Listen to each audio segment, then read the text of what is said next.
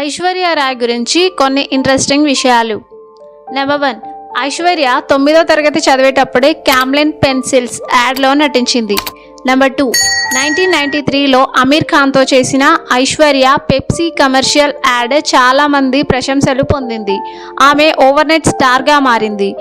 ఈ యాడ్ ముంబై 1992-93 అల్లర్ల సమయంలో ఒకే నైట్లో చేశారు. నెంబర్ 3, మిస్ వరల్డ్ కిరీటాన్ని అందుకోకముందే ఐశ్వర్య రాయ్కి చాలా మూవీస్లో ఆఫర్ వచ్చింది. అయితే ఆమె 1997లో తమిళ చిత్రం ఇరువర్తో షో బిజ్లోకి అడుగుపెట్టింది. నెంబర్ 4, పెప్సీ మరియు దాని ఆపోనెంట్ కోకాకోలాను ప్రమోట్ చేసిన ఏకైక నటి ఐశ్వర్య రాయ్.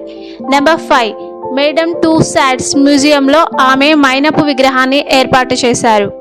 నెంబర్ 6, నెదర్లాండ్స్లోని క్యూకెన్ హాఫ్ గార్డెన్స్లోని తులిప్స్ పూలకు ఐశ్వర్య రాయ్ పేరు పెట్టారు.